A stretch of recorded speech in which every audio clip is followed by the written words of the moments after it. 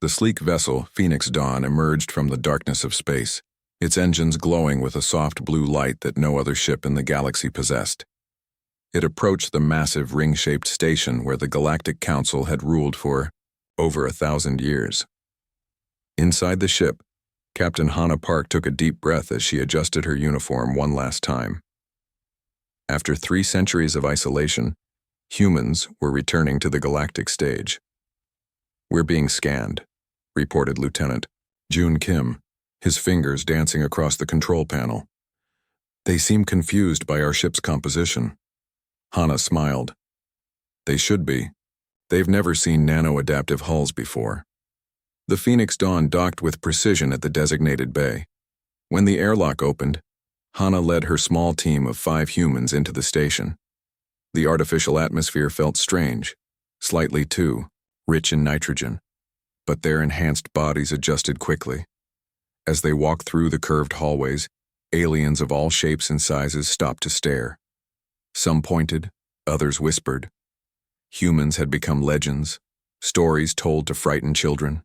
The species that fought the mighty Krax Empire to a standstill before disappearing back to their homeworld.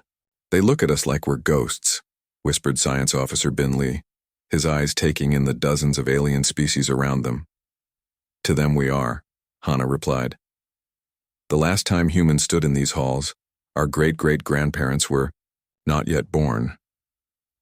When they reached the council chamber, the massive doors swung open. Inside, representatives from 47 species sat in rising tiers around a central speaking floor. The chamber fell silent as the humans entered. Council leader Trazix, a tall being with glittering scales and 4 arms, leaned forward. "We recognize representatives of Earth. This is unexpected. Your species has not participated in galactic affairs for 3 centuries. Hannah stepped onto the speaking platform, which illuminated beneath her feet. "I am Captain Hannah Park of Earth. We have come to reclaim our place in the galactic community." Murmurs spread through the chamber. From an elevated position, a representative of the Vraxian Dominion stood. His reptilian features twisted into what passed for a smile among his kind. "The humans returned from hiding? How amusing. Did you finally manage to rebuild the technology you lost when the Krax drove you back to your little world?" Hannah maintained her composure. "We did not hide. We evolved." She raised her hand, activating the small device on her wrist. Above the chamber, a holographic display appeared, showing images of Earth and its colonies. Cities that floated in the ET clouds, underwater settlements that harnessed geothermal energy, orbital habitats that turned and gleamed in the light of distant stars. While the galaxy thought us defeated, we rebuilt. We expanded through our own solar system. We developed technologies based on principles your scientists have not yet discovered. The Ildari representative, an insectoid being, clicked her mandibles. "Impossible. No species advances that quickly in isolation." Hannah nodded to June, who stepped forward and opened a small case. Inside was a sphere that floated above the container, shifting colors like an oil slick in sunlight. "This is a dimensional fold generator," Hannah explained. "It allows us to create pocket dimensions for habitation, storage, and travel. One ship with this technology can carry resources equivalent to a fleet of your cargo vessels." The council members leaned forward, some in disbelief, others in alarm. The Krax representative, sitting in the shadows of the upper tier, finally spoke. His voice was deep and rumbling, the voice of a species built for war. "Why return now, humans? What do you want?" Hannah looked directly at him. "We want what we have always wanted. Peace, cooperation, a place among the stars. But this time we come from a position of strength, not weakness." "Is that a threat?" the Krax demanded. "No," Hannah said firmly. "It is simply a fact. Earth remembers what happened 300 years ago. We have no desire for revenge, but neither will we ever be vulnerable again." She turned to address the entire council. "We bring new technologies, new resources, new ways of thinking. We offer trade agreements and cultural exchange. Earth wishes to rejoin the galactic community as equals." Council leader Trazix studied the humans carefully. And if we refuse? Hana's expression didn't change. Then we will continue our independent development. But know this: the galaxy is changing. New challenges arise that will require cooperation. Humans have mastered adaptation. We offer that skill to all. As the council deliberated, Bin whispered to Hana, "Do you think they'll accept us?" Hana watched the alien representatives arguing among themselves. They don't have a choice. Earth's humans are back, and nothing in the galaxy will ever be the same again. The morning sun cast long shadows across Outpost Horizon, the newest human settlement in the disputed Epsilon sector. Director Tae Lee stood at the large viewport, his hands clasped behind his back as he watched the stars. The outpost, built into an asteroid at the edge of the system, housed 3,000 colonists. They had come here seeking a fresh start, unaware they had settled on the edge of a storm. "Sir, we have a situation," said Security Chief Day Park as he entered the observation deck. His normally calm face showed worry. Vraxian ships just dropped out of hyperspace, 27 vessels in attack formation. Tay turned from the viewport. "Show me." The large screen on the wall activated, revealing a fleet of angular ships with glowing red engines. The Vraxians were known throughout the galaxy as aggressive expansionists with powerful weapons and little patience. Their blue-scaled bodies and natural armor made them born warriors. "They're hailing us," Day reported. The screen changed to show the face of Vraxian Commander Greca. His scales shimmered under the lights of his bridge, and his yellow eyes narrowed as he focused on the humans. "Human settlement, this is Commander Greca of the Vraxian Dominion. You have built your outpost in territory claimed by the Dominion for generations. You have 24 hours to evacuate before we reclaim what is rightfully ours." The screen went dark.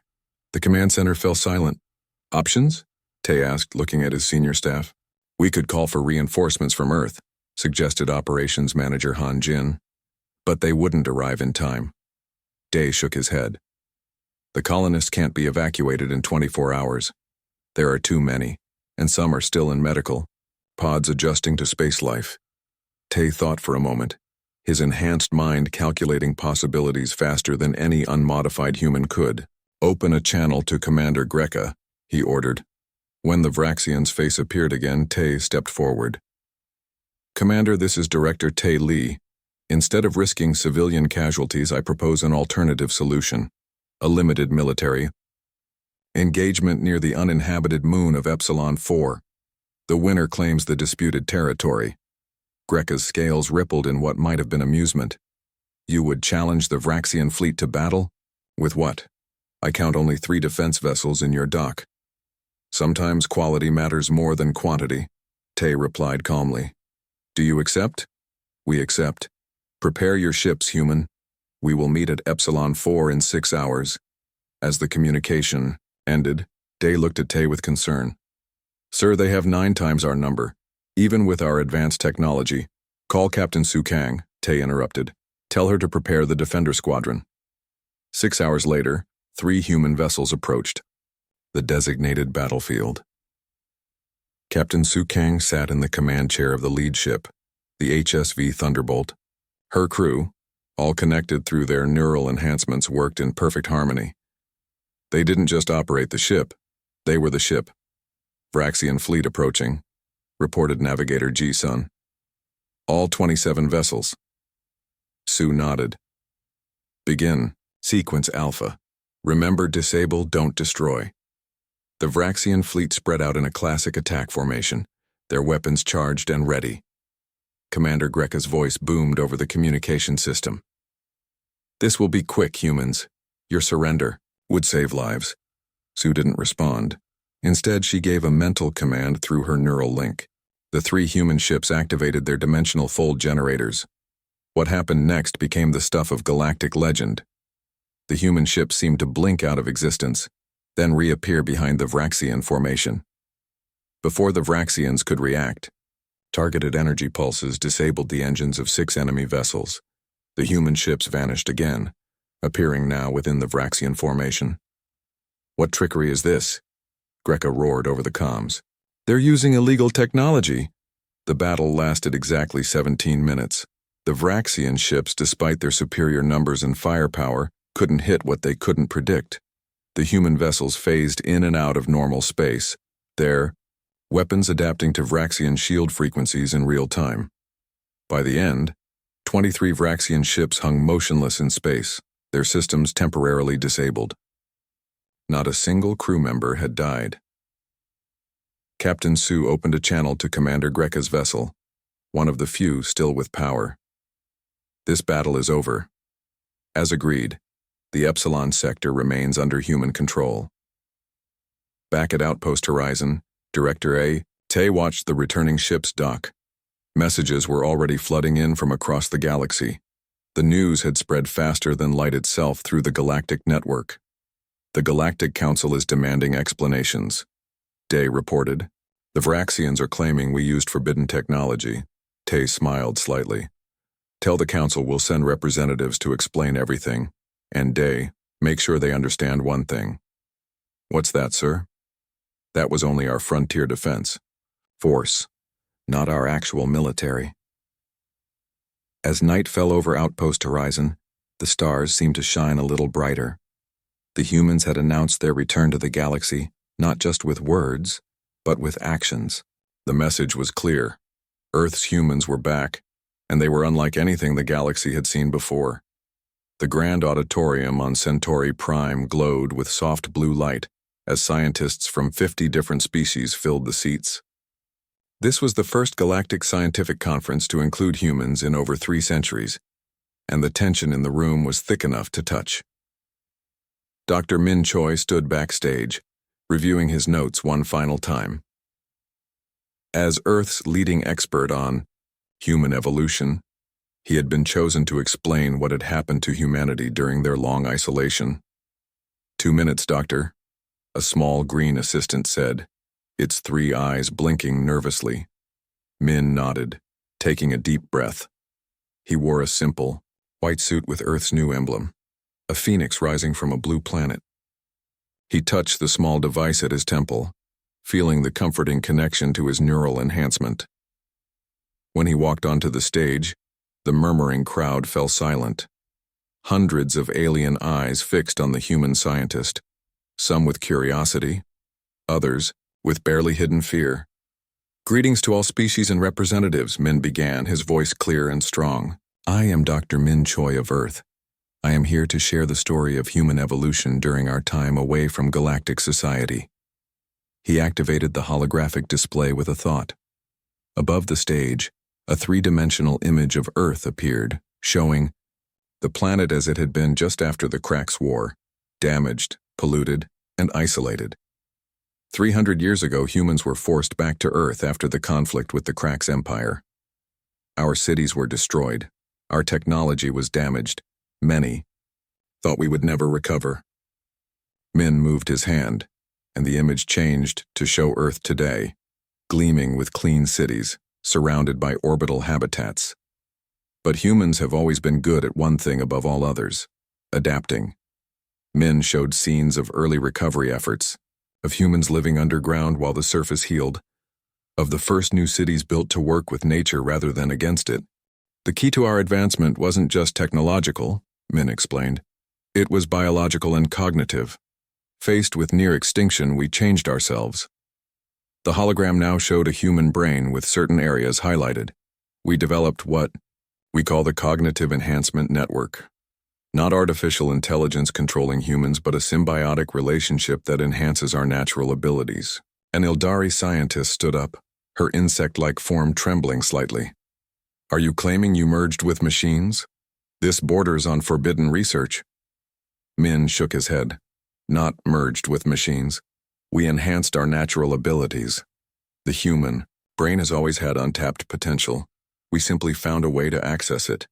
He demonstrated with a simple example. The hologram showed a human pilot in a simulator, flying an impossible course, reacting faster than any normal human could. Our enhancements allow us to process information more quickly, learn new skills almost instantly, and adapt to any environment. A human can now learn a new language in hours, master a complex skill in days, and solve problems that once seemed impossible. From the middle of the audience, a Vraxian representative rose. His blue scales still showed scars from the recent battle in the Epsilon sector. You speak of enhancements, but we saw your ships phase through solid matter. No biological enhancement explains such technology. Min nodded respectfully. You're right. Our technological advancement was equally significant.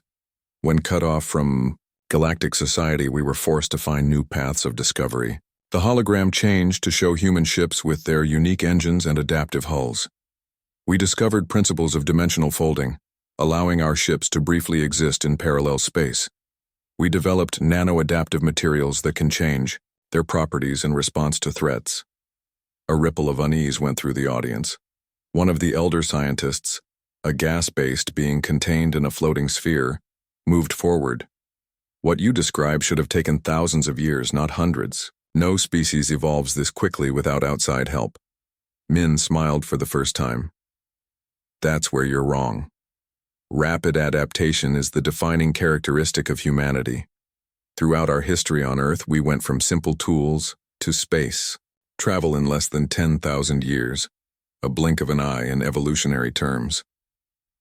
At the back of the auditorium, a tall figure in a dark coat slipped out quietly. The Cracks observer had seen enough to report back to his superiors.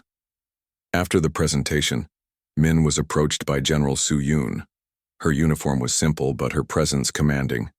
As the head of Earth intelligence, she rarely appeared in public. Impressive presentation, she said quietly, but you may have frightened them more than reassured them. Min looked around at the groups of alien scientists, many of whom were looking their way with expressions of wonder or fear. They needed to know the truth. Hiding our capabilities would only lead to misunderstandings. The Cracks observer left early, Sue noted. Their empire has been unusually active lately, gathering information about us. Min looked troubled. They still fear us after all these centuries. With good reason, Sue replied. They remember what humans were capable of, even before our evolution. Now they see what we've become and they're afraid. As they walked from the auditorium, Min gazed up at the alien stars above Centauri Prime. I just hope the galaxy is ready for the new humanity. Because ready or not, Earth's humans are back, and there's no going back to what we were before. The stealth ship Shadow Whisper drifted silently through the darkness of Crack's space, its adaptive hull absorbing all sensor sweeps. To any watching eyes, it was nothing but a small piece of space debris. Inside the ship, Commander Jun Kang checked his neural enhancement one last time. The mission was simple but dangerous. Gather proof of the Crack's conspiracy against Earth. Approaching. Crack security perimeter, whispered Intelligence Officer Young Park from her station. Her fingers moved across the control panel with practiced precision. Their patrol ships are exactly where we predicted. Jun nodded. Maintain course, the ship's camouflage is holding. The Shadow Whisper slipped between massive Crack's warships like a ghost. No alarm sounded, no weapons locked onto them. The humans' technology was working perfectly. 2 weeks earlier, the human colony of New Busan had suffered a tragic accident. The environmental systems failed suddenly, releasing toxic gas into the living quarters. 3,000 colonists died before the backup systems activated. At first it seemed like a terrible malfunction, but similar accidents had happened at 4 other human outposts in the past month. Something isn't right, General Su had told Jun during the mission briefing. These systems don't fail this way naturally. Someone is targeting our people. Now, Jun and Young were deep in enemy territory, searching for answers no other species could find. Their neural enhancements allowed them to process vast amounts of information in seconds. They could predict patrol patterns and security cycles that would appear random to normal minds. There it is, Young said as a massive space station came into view. The Crack's military headquarters was built into an asteroid, surrounded by defense platforms and warships. Scanning for communication frequencies. For 3 hours, they silently recorded all transmissions from the station. Young's enhanced mind sorted through thousands of messages, looking for patterns that might reveal the conspiracy. I've got something, she finally said, her eyes wide. Coded transmissions between the Cracks and representatives from 6 other council species. They're using an encryption that hasn't been seen in centuries. Jun leaned forward. Can you break it? Young nodded. My enhancement is already working on it. Give me time. While Young worked on the codes, Jun guided their ship closer to the station. They needed more than just intercepted messages. They needed solid proof that would convince the Galactic Council. The encryption is broken, Young announced. And it's worse than we thought. The decoded messages revealed a massive conspiracy. The Cracks had formed an alliance with 6 other species, all united by one goal: to eliminate the human threat before humans became too powerful. The accidents at the colonies were just the beginning. The Alliance was planning a surprise attack on Earth itself. We need to get inside that station, June decided. We need their attack plans as evidence. Infiltrating the Cracks' military headquarters was supposed to be impossible. Their security was legendary. Their guards never slept, and their sensors could detect the slightest anomaly. But they had never faced enhanced humans before. Using their neural links, Jun and Young synchronized perfectly with the station's security cycles. They docked at a maintenance port during a precise 3-second window when sensors were resetting. Once inside, they moved through the station like shadows. The command center should be 2 levels up, Young whispered, following the mental map her enhancement had created from the station schematics. A Cracks guard turned the corner ahead of them. Before he could react, Jun moved with enhanced speed, pressing a small device to the guard's neck. The Cracks collapsed silently, unconscious, but unharmed. The security vault is ahead, Young said. This is where they'll keep the attack plans. The vault door was protected by biometric locks and energy fields. For any other infiltrators, it would be an impossible barrier. Jun smiled slightly as he activated a device on his wrist. The dimensional fold generator created a small pocket of altered space, not teleporting them inside but bending space itself so they could step through. Inside the vault, they found what they were looking for: complete battle plans for an assault on Earth, scheduled to begin in just 7 days. The Cracks had been rebuilding their forces for centuries, nursing their grudge against the only species that had ever truly challenged them. Copy everything, Jun ordered. The Council needs to see this. As they secured the data, an alarm suddenly blared throughout the station. Security breach in the command vault, a voice announced. Intruders detected. Time to leave, Jun said calmly. They fought their way back to their ship, moving with superhuman speed and precision. Cracks guards fired energy weapons, but the humans were always one step ahead, their enhanced reflexes allowing them to dodge attacks that would have killed normal beings. 3 days later, Jun and Young stood before the Galactic Council, presenting their evidence of the conspiracy. The chamber erupted into chaos. Species accused each other of treachery. The Cracks representative denied everything, even as the recorded evidence played for all to see. We stand at a crossroads, announced Counselor Hyun, Earth's representative. Either we work together as equals or the galaxy faces a war unlike any in our history. The council vote ended in deadlock.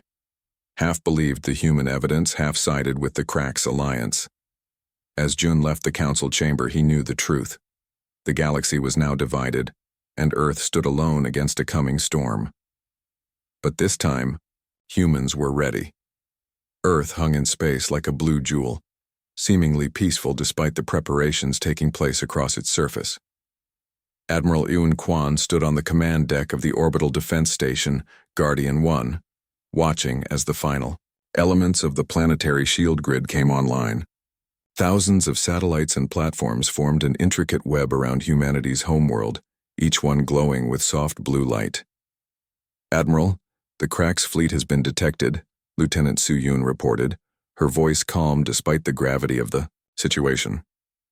They've just emerged from hyperspace at the edge of the solar system. Our long-range scanners count over 2,000 vessels. Yoon nodded, her face showing no fear. Just as our intelligence predicted. Is Earth ready? Su checked her display. All defense systems are online. The Human Plus Collective is fully engaged. Across Earth and its colonies, billions of humans had temporarily linked their enhanced minds into a vast network. It wasn't an artificial intelligence controlling them, but rather their own consciousness expanded and connected, becoming Earth's ultimate defense system. They could process information, adapt strategies, and react to threats with a speed no conventional military could match. On the main screen, the Krax Armada appeared, a vast swarm of warships moving in perfect formation. At their center was the massive flagship Vengeance, commanded by Supreme Commander Drakthor himself. The Krax had been preparing this attack for centuries, building ships and weapons with the sole purpose of eliminating humanity once and for all. "They're launching fighters," Sue reported. "First wave approaching the outer defense ring." Yoon gave the order, "Activate the shield grid, defensive pattern Alpha." The Krax expected to find Earth vulnerable, counting on surprise and overwhelming force. Instead, they found their advanced scouts suddenly trapped in gravitational distortion fields. The human defense platforms didn't just fire weapons, they warped space itself, creating pockets where time moved differently, where energy weapons dissipated harmlessly. In the command center of the Krax flagship, Supreme Commander Drakthor slammed his fist against the control panel. "What is happening?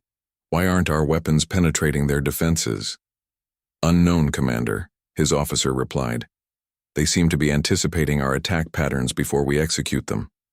The truth was simple. The human plus collective could process tactical information faster than any computer. Every Krax move was countered before it fully developed. When the Krax adapted their tactics, the humans adapted faster. "Second wave approaching," Sue reported to Admiral Yoon. "They've modified their weapons to bypass our initial defenses." Yoon smiled slightly. "As expected, shift to defensive pattern Beta." The defense grid reconfigured itself, satellites moving to new positions, energy fields changing frequency. The second wave of Krax ships found their modified weapons just as useless as the first. Hour after hour, the battle continued. But it wasn't really a battle. It was a demonstration. The Krax threw everything they had against Earth's defenses. Nothing got through, not a single human was harmed. Finally, Yoon gave the order they had been waiting for. "Begin Phase 2. Across the Krax fleet, ships suddenly lost power. Their engines died, weapons went offline, and life support systems reduced to minimum levels. The dimensional fold generators deployed by Earth's defense platforms didn't destroy the Krax ships. They simply disconnected them from their power sources. In less than 30 minutes, the mighty Krax Armada hung helpless in space, 2,000 ships carrying millions of warriors, all defeated without a single shot fired by the humans. Yoon opened a communication channel. On the main screen, Supreme Commander Drakthor's face appeared. His reptilian features twisted in a mixture of rage and disbelief. "This conflict is over," Yoon said simply. "Your fleet is disabled. Your coalition is fragmenting as we speak. But we're not destroying your ships or killing your crews." "Why not finish us?" Drakthor demanded. "You have the power." "Because that's not who we are anymore," Yoon replied. "Humanity has evolved beyond the need for revenge. We want peace, not victory through destruction." 1 month later, on a neutral space station, representatives from all galactic species gathered to sign the new Galactic Accord. At its heart was a simple principle: the recognition that diversity of biology, technology, and thought was the galaxy's greatest strength, not its weakness. Admiral Aoun and Dr. Min watched the ceremony from an observation deck above the main hall. "Will it work?" Min asked quietly. "Can species so different truly live in peace?" Aaron smiled. "Nothing in the universe is certain. But we've shown them a better path. Not dominance through force, but cooperation through understanding." Below them, the Krax representative signed the accord, formally ending centuries of conflict. It was a moment few would have thought possible even a month ago. "And if this peace fails?" Min asked. "Then they now know one undeniable truth," Yoon replied, watching as Earth's representative added the final signature to the historic document. "Earth's humans are back, and we're unstoppable, but our strength isn't in our weapons or technology. It's in our capacity to adapt, to evolve, to become better than we were before." As the signing ceremony concluded, applause erupted throughout the station. Species that had been enemies for thousands of years stood together, united by a new vision of the future. A future where humanity's greatest gift to the galaxy wasn't its advanced technology or formidable defenses, but something far more powerful: hope. In the vast darkness of space, Earth continued its silent journey around its star, no longer isolated, no longer afraid. The planet that had nearly lost everything had not only survived, it had shown the galaxy a new way forward. A way where strength came not from domination, but from cooperation, not from fear, but from understanding.